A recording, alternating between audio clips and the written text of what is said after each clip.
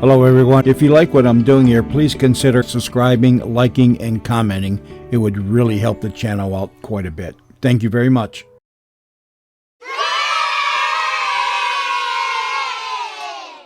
The CBS Radio Mystery Theater presents...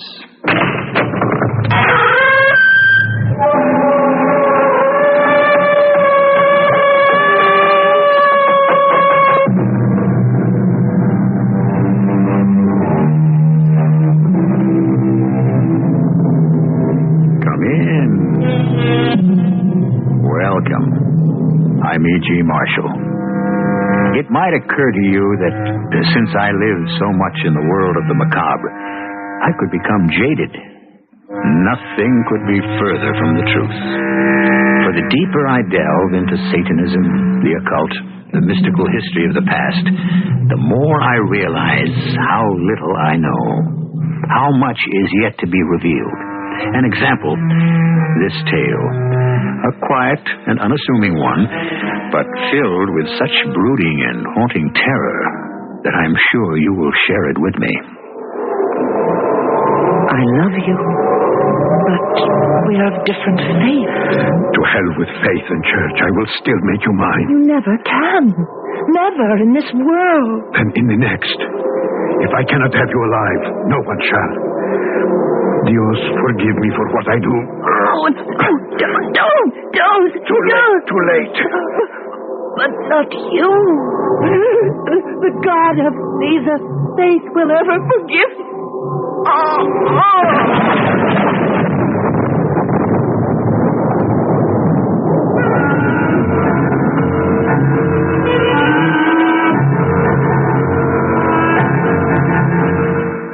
Our mystery drama, Never in This World, was written especially for the Mystery Theater by Ian Martin and stars Alexander Scourby. It is sponsored in part by Anheuser-Busch Incorporated, Brewers of Budweiser, and Buick Motor Division. I'll be back shortly with Act One.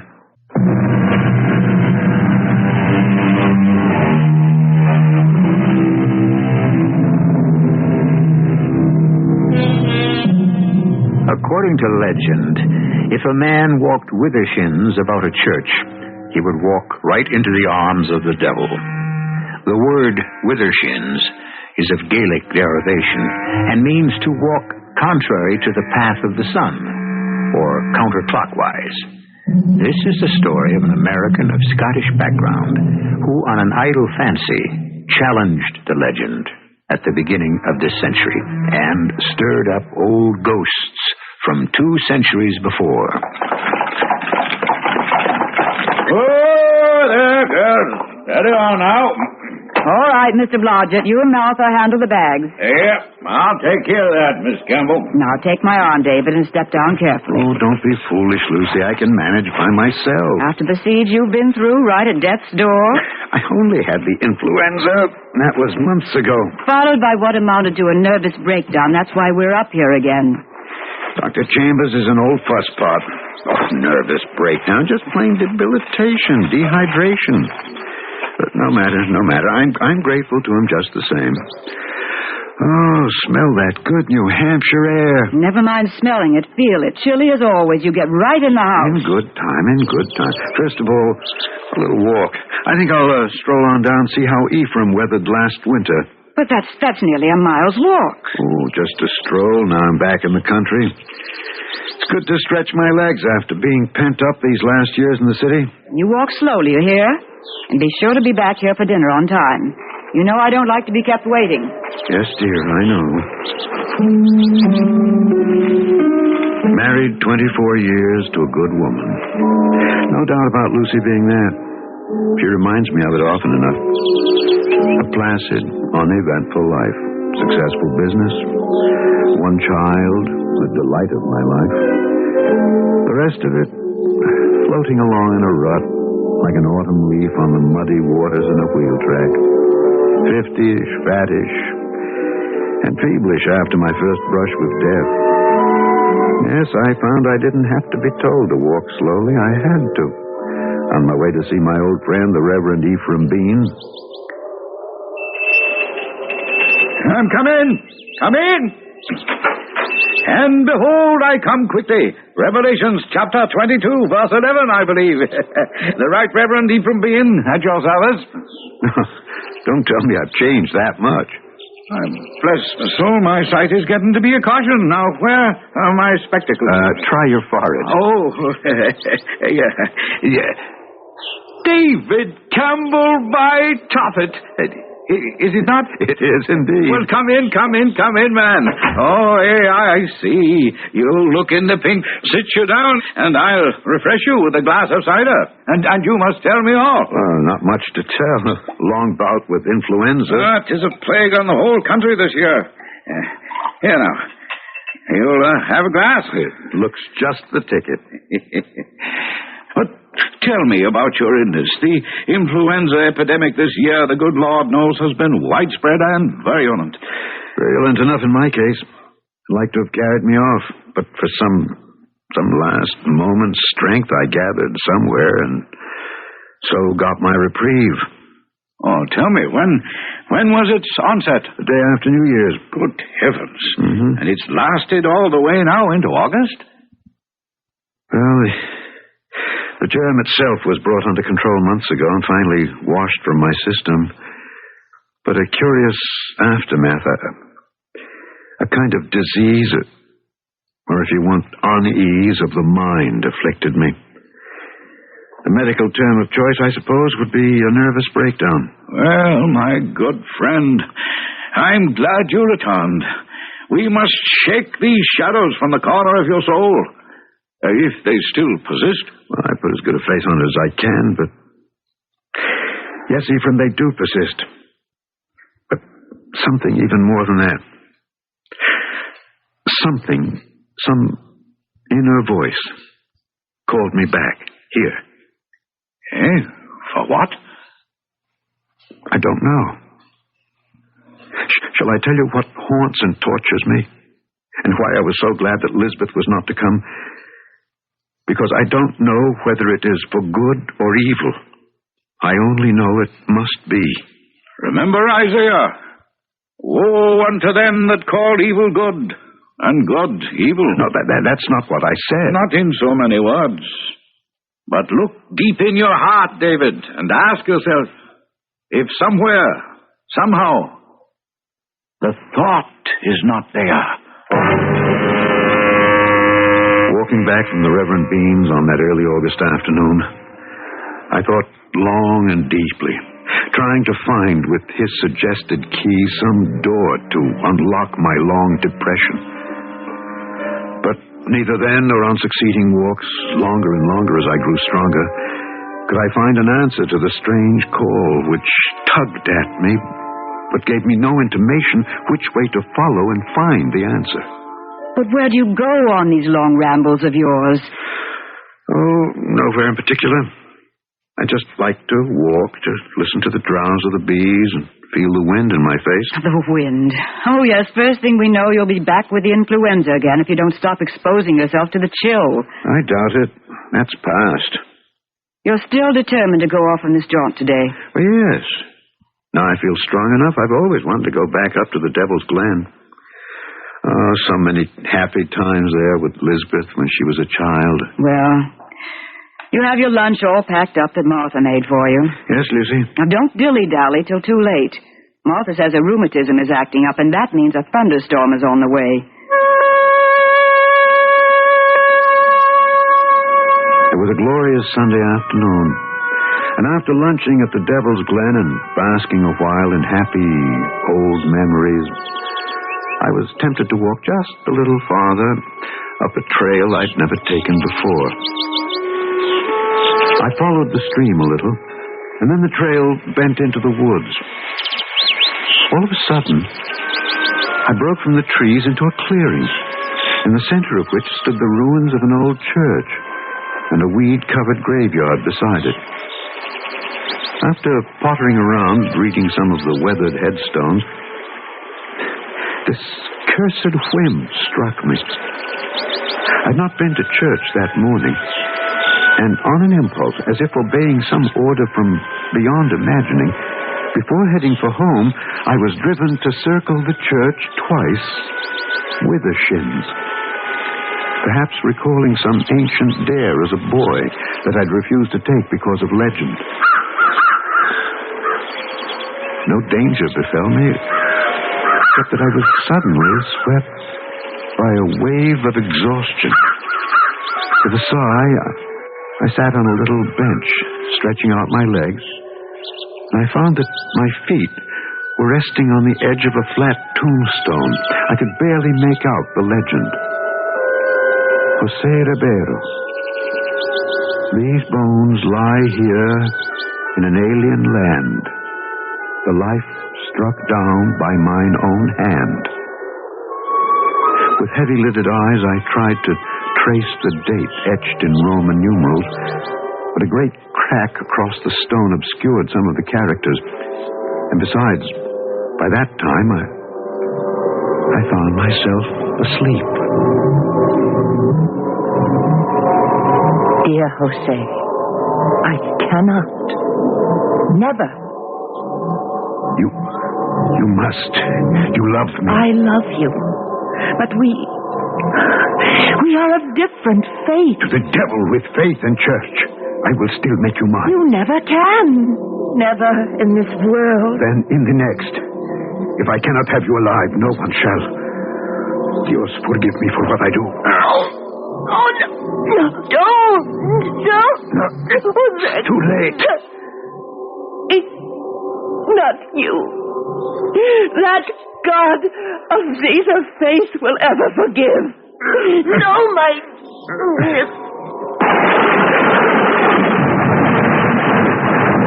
I was literally galvanized awake by a bolt of lightning which must have hit the tree. It was dark, and the thunder continued to grumble menacingly, so with what wits were left to me, I fled the dream and the storm and ran pell-mell for home.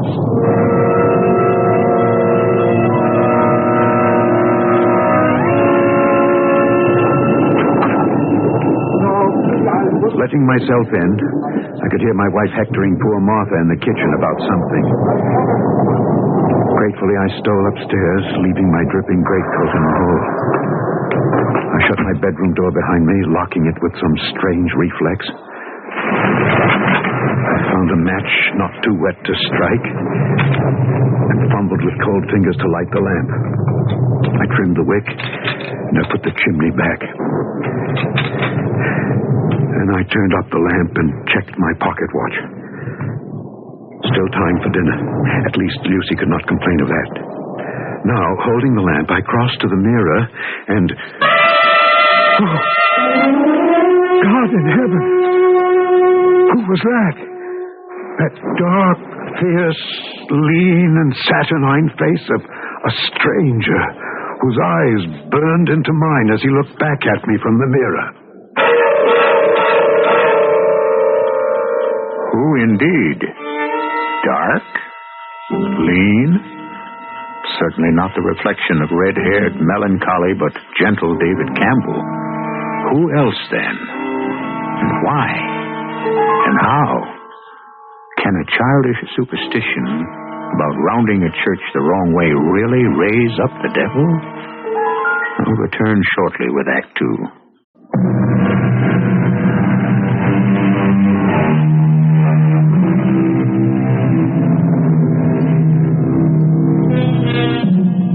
As fascinated as a moth might be, held by the lamp he holds in his hand, David Campbell is transfixed by the reflection in the mirror. The reflection of a man he has never seen before, who differs from him in every respect. Dark brown eyes for blue, a great beaked nose for his straight one, dark curling hair instead of the familiar soft, straight reddish hair already receding from his brow. Other things, too, he is conscious of. That his clothes hang loosely on him, too short in the sleeve length, and the elastic bands on his trousers stretch to the breaking point to accommodate his extra height. But far more than the physical shock is the profound terror of finding himself someone other than himself. David? David, are you in there? David, why have you locked this door? Why indeed, Lucy? Only thank God I did. Time. Precious time to figure out what... What am I going to say? What can I say? Really, David, this is too mortifying of you. You must be in there. Why don't you answer? I'm not feeling myself right now. Let me in. I want to help. The only way you can help is... Oh, all right, I'll let you in if you do something for me first. What? Now, please, don't think I'm being unreasonable. It's terribly important. I'm pushing a key under the door. You see it? Yes? It's the key to the old roll-top desk in my study. I want you to open it. On the left-hand side, the first row of pigeonholes. Pull them to you, and they'll slide out. There's a secret compartment there. Inside it is a letter. Get the letter and bring it back to me here. But I don't... Please, do as I ask. There's no other way. No other way for what? When you bring it back, you'll see. Or maybe by some miracle all this won't be necessary. It took some more urging, but finally Lucy left on her errand. For myself, I returned, hoping against hope, to the mirror. No question. To outward view and sound, I was a different man. But that different man was only a prison, which still held David Campbell. The inner man was still the same. But how to convince anyone else of that? David, I'm back. Yes, Lucy, did you find it? There's no stamp. Instead, 2 Cupid hearts drawn by pen with an arrow piercing them together, right? Yes, when I was young and foolish, I used to do that. One heart has the letters LCM in it, the other DMC. Of course, but David, this is absurd. We both know. But nobody else knows about this letter. I hope not. It begins, David, I know you want to, but I'm tired of waiting for you to ask me. If we are to be in love, why shouldn't we be married? If you won't ask me, I'll ask you. David, hush. Martha might hear. Really. These family secrets shouldn't be spoken out loud. They have to be, otherwise you wouldn't be able to... David, I can't stand this nonsense anymore. Open this door immediately, or I'll have to send for a doctor. Very well, only wait. Just a moment before you come in. Oh, do stop it. Open the door. Come in, Lucy. But turn up the lamp, David. I can scarcely see. That's quite deliberate on my part. Come in and close the door. Oh, very well. Now, would you mind telling me what all this fiddle-faddle is about? Keys, secret drawers, old letters? A matter of proof. I want to be sure you know who I am.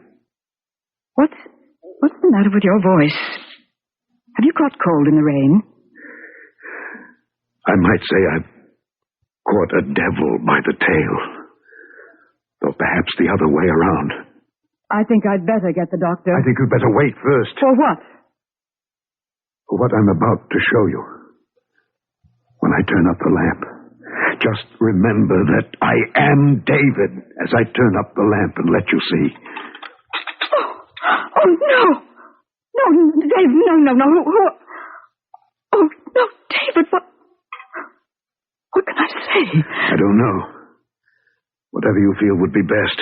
Talk to me as honestly as you can. Well, really, how can I? Why not?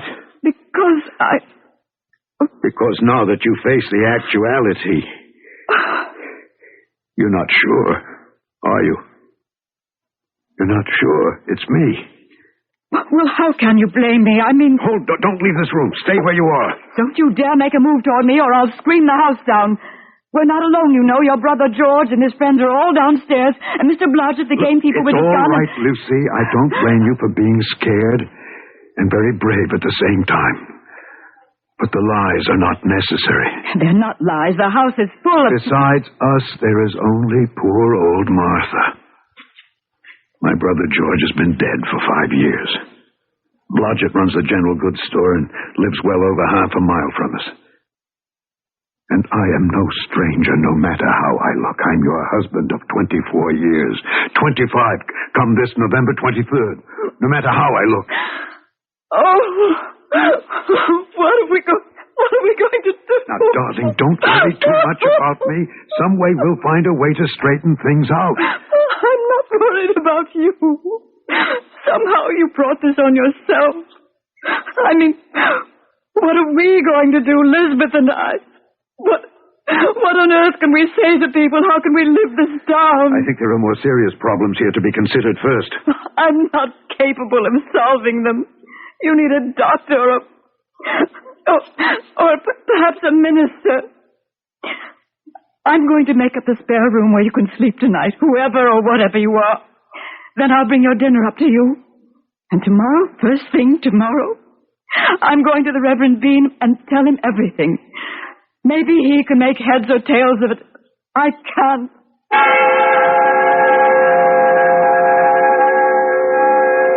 Lucy spoke about you suffering some sort of change that... I bless my soul. Yes, indeed. You do find me changed, then? Without a doubt.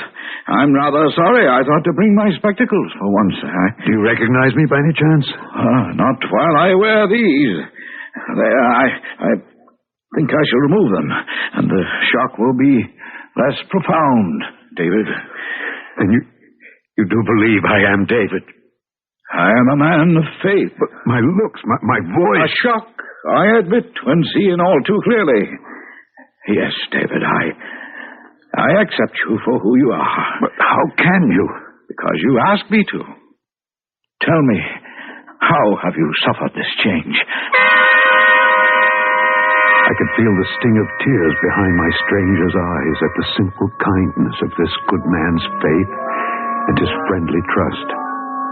I told him what little I could of my walk that day, of my discovering the ruined church, of my sudden weariness, my sitting by the grave of the man named Jose Ribeiro, my falling asleep, and the waking to the lightning striking the tree. And all the while I told him the hope in my heart was sinking slowly as I watched the expression on that open face, too ingenuous to hide any emotion or thought. Jose Ribeiro? Yes. Never heard of him or any such family here. You don't believe me after all. Did I say that? You didn't have to. I believe the transformation. I believe that no matter how you look or sound, you are my dear friend, David Campbell. Now, other things are something else again. What other things? I've lived here all my life in Tamilworth, man and boy. I know this country like the back of my hand. I've no doubt no one knows it better, Ephraim. But just what are you getting at? The church, ruined or otherwise, the clearing in the forest, the graveyard. A man named Jose Ribeiro. I tell you this solemnly, since I know every tree and trace of all that area. David, my old friend, there simply is no such place. Nor would any protestation of mine sway him from that stand. And I must admit, he had shaken me. There was no recourse. I must return there and see for myself. Easier decided than accomplished. These days, Lucy watched me like a hawk. And of course, I dared not show myself in front of Martha, to whom I would be an unexplained stranger in the house. But finally, a day came. David, What's the matter, Lucy? Nothing. It's just so difficult to call you by name when, looking at you, I cannot recognize the man I married. And yet... What? Come to the light a moment. Yes. I do believe... I think perhaps you're starting to change back. Oh, don't hope too much. I suppose it's just an illusion that I'm growing used to. No, I will never get used to it. Now, I have to go marketing. Don't leave the room. Martha is in the house. Just don't lock me in. I can't stand that. Give me the key. Promise you won't do anything foolish. That I can promise with all my heart. As soon as I saw Silas Blodgett drive Lucy off, I stole down the stairs, past Martha, busy in the kitchen. and fled down the street. By the time I reached the Devil's Glen, it was late afternoon. A hazy day with the sun trying to burn through a low cloud cover. I hastened up the path I remembered, holding my breath. And suddenly, there I was, back in the familiar clearing. The ruined church, the graveyard, the shade tree, part blackened by the lightning bolt that had hit it. The tortured, broken tombstone twisted with the huge crack beside the seat I had sat in. Only one thing was different as I approached. On the seat, still as death, leaning on a stick as though waiting, was the figure of a woman whose pose suggested incredible age, but at one and the same moment, a timeless beauty. Her head was shrouded in a veil, so this was only an impression as I approached her. Am I intruding? Of course not. I hope you will forgive me, but I've been ill and I would like to sit down. May I join you? Need you ask? Sit, my darling, by me. It is so long that I've waited for you, but I knew that somehow, at the last, you would come back.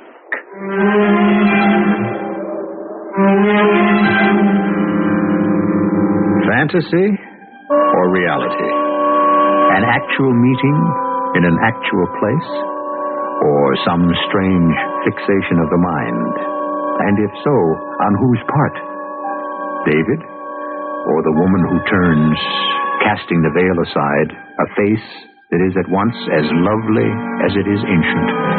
A woman who, with eyes half shut, might appear to the beholder, as she does to David, the loveliest and most desirable thing in the world.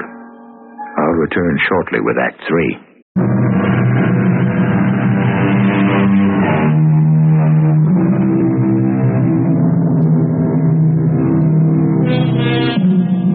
The sun suddenly drops behind the horizon, and in the half-light of twilight, the age is washed away from the woman's face. Her gray eyes, fastened on David, are wide and shining with love. But to him, lovely as it is a stranger's face.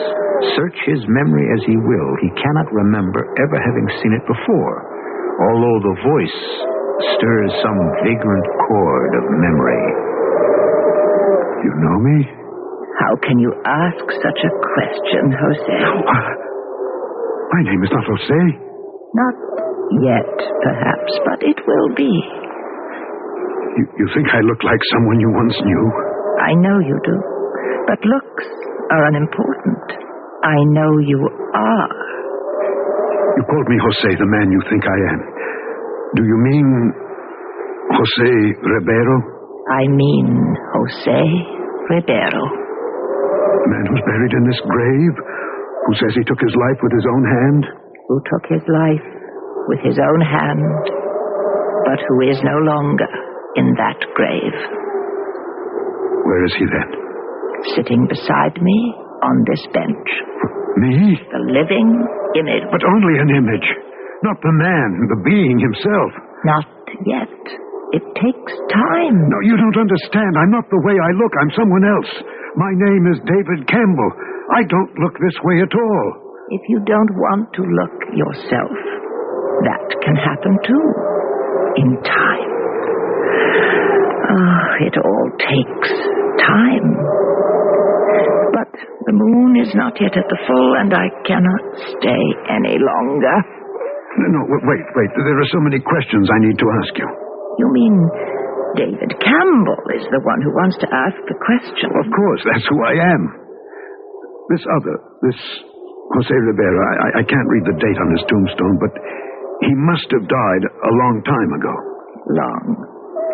And not so long. 200 years to be exact. And he looked like me? Me as I am now? You could be one and the same. How can you be so sure? Because we loved. because I should have been his wife. What? But that means that you have to be... I must go now. It's almost dark. I can tell you more, if you wish, as much as you can comprehend. Come to tea, Thursday, but not before twilight. Past the church, take the path to the left, down to the waterfall. It's the second house, white clapboard. You can't miss it. It's almost underneath the waterfall itself. Oh, wait a minute. I don't even know your name. I'll teach you to remember all. Prudence. Remember. Prudence. Penitaka. Till Thursday, David.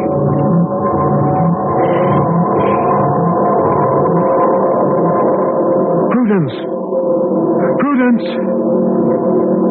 I was suddenly conscious that the night was pitch black. Flecks of light floated behind my eyes as they might when closing the lids after watching a shooting star. A sudden idea crossed my mind, but in the dark, it wasn't feasible. Besides, I would be in enough bad odor with Lucy being late to dinner as it was. It could wait till Thursday. I was convinced I knew the answer anyway, to that one question. The others I could hardly wait to pose. I thought I had enough problems on my hands. I didn't reckon on the others that were about to rise. I just can't stand it any longer, David. If you are, David, going on with this charade, so I've made all the arrangements. Now, wait a minute. What charade? What do you mean? I can't make up any more lies or half-truths or excuses about you. Martha can't understand why, if you're ill, she can't bring a tray up to you. Cy Blodgett and the others in the village can't imagine if you don't need a doctor why you stay cooped up. Oh, I could go on and on, but I don't intend to. I've spent the day packing us up. We're going back to Boston to take you to Dr. Chambers or whoever he recommends and get you the treatment you need. I'm not leaving here before the end of the week. You go to Boston and get a good look at the world you think is turned right side up. Then come back. I have a feeling that within the week I'll know where the future lies. Or if there is any at all, for me. Really, Reverend Bean, you didn't have to have me over for meals all the time like this.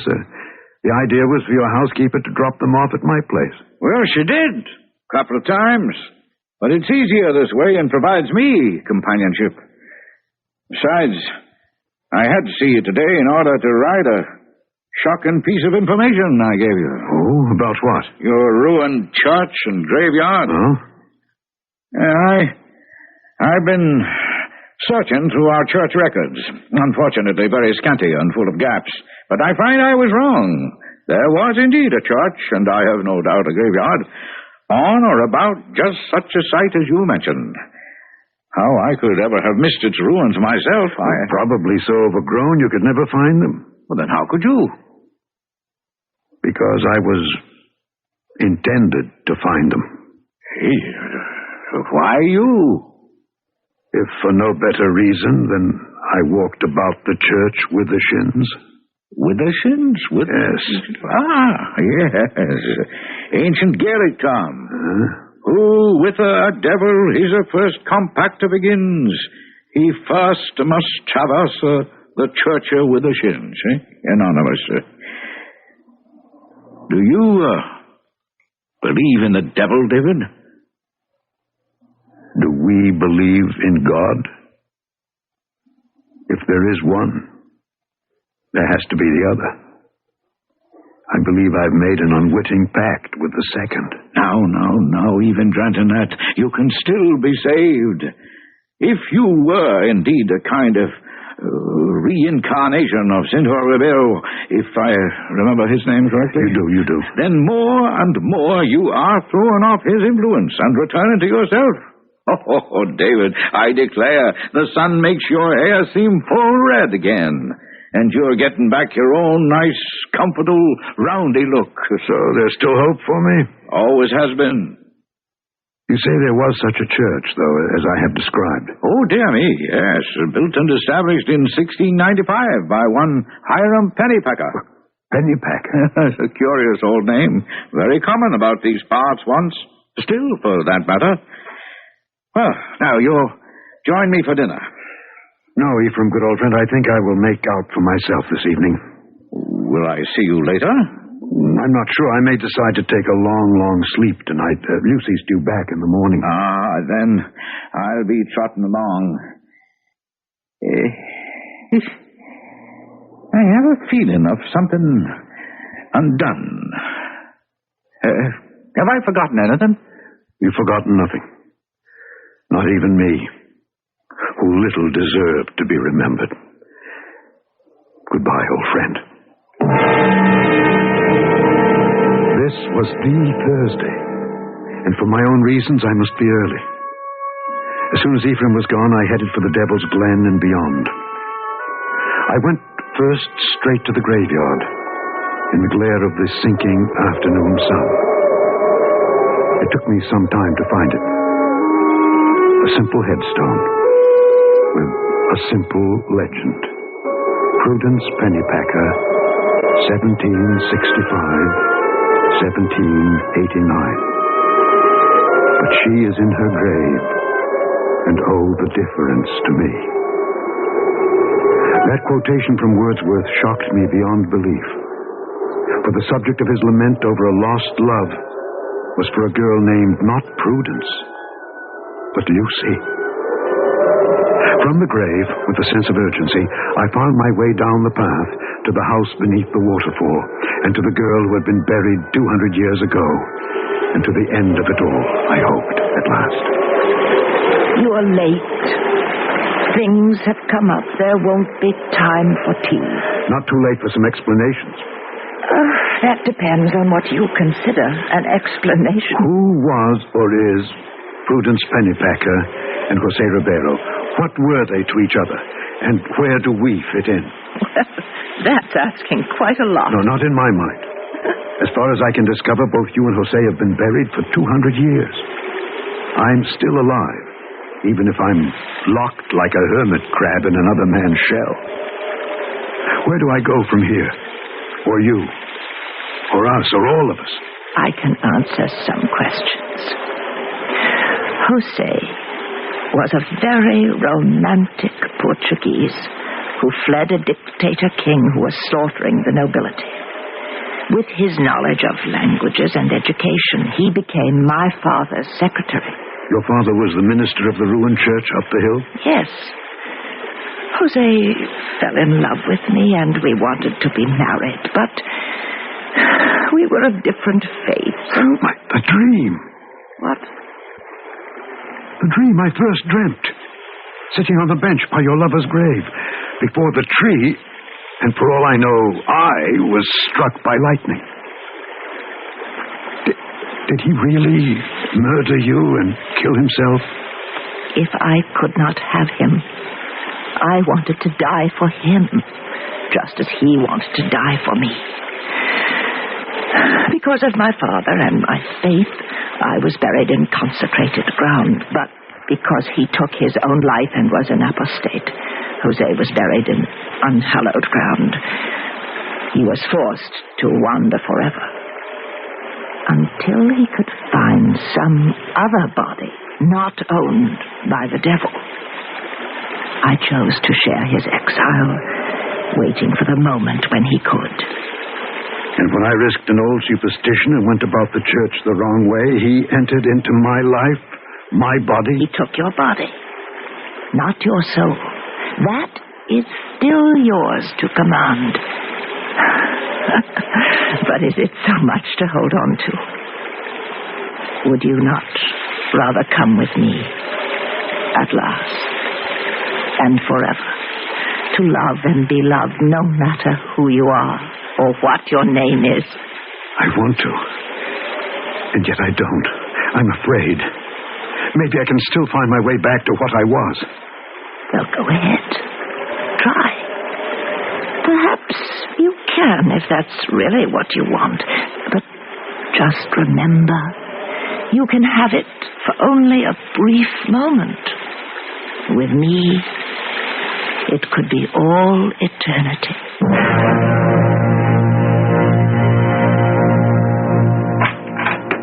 David!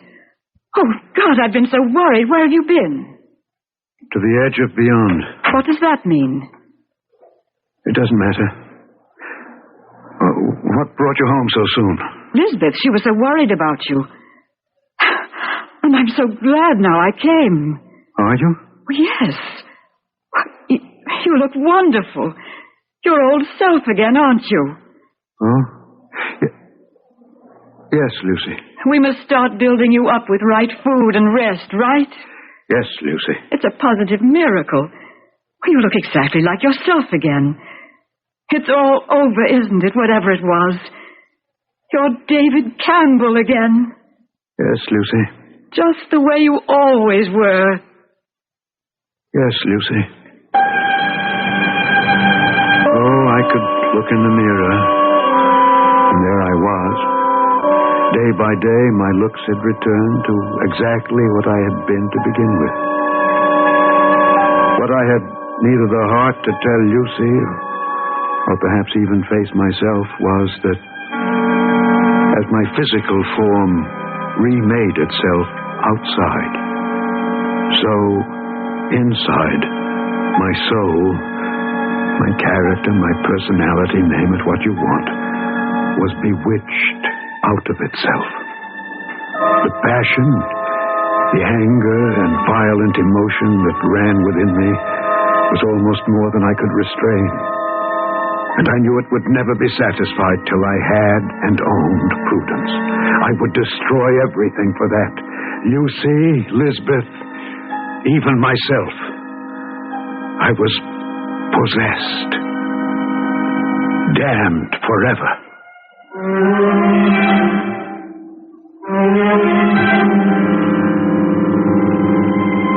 When David Campbell suddenly disappeared, it was the Reverend Ephraim Bean who led the search. A deep instinct told the old man David had returned to the graveyard and the ruined church, but was never found.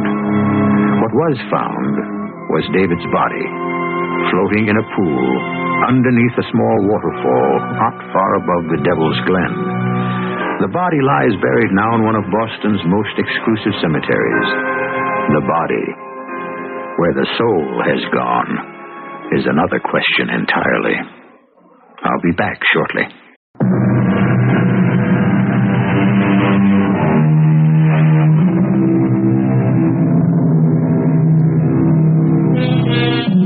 So let us end this tale, as the Reverend Ephraim Bean might, with a quotation from Shakespeare out of a play named The Tempest. Our revels now are ended. We are such stuff as dreams are made on, and our little life is rounded with a sleep. Our cast included Alexander Scourby, Laurie March, Ian Martin, and Marian Seldes. The entire production was under the direction of Hyman Brown.